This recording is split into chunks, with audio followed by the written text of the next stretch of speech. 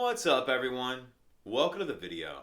Today we're going to take a look at how to get a 2023 Toyota 4Runner unlocked, opened, and started if the key fob dies. The beginning part of this video, the unlocking and the opening, will also apply if the battery in your 4Runner's died. So I've taken the battery out of this key fob to demonstrate. As you can see, none of the buttons are working.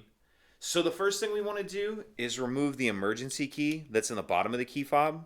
That's done by pressing this release on the bottom of the fob that my finger's on, and then the emergency key will pull out like that. Now I'm going to use this emergency key to unlock the driver's door. So put the key in there and turn it to the right or clockwise to unlock. And after you unlock, it's a good idea to go ahead and throw your key back in your fob just so we don't lose it. So now with our door unlocked, we can open it. If the battery in your 4Runner's dead, you can pop the hood and charge it, change it, whatever you need to do. If your key fob's dead and you need to know how to start the vehicle, we'll take a look at that right now.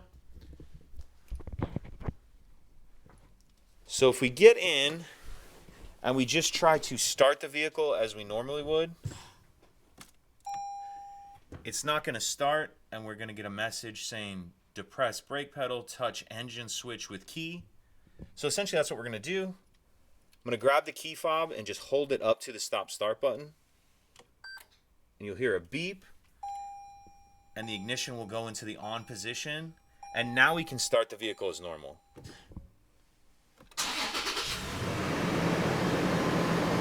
And then once the vehicle is started, you'll be able to drive as you normally would. And the only other thing you'll want to do is replace the battery in your key fob as soon as you can. I'll put a link in the description box of this video on how to change the battery in this key fob if you're unfamiliar.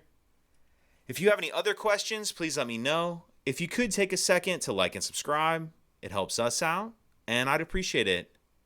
Thank you.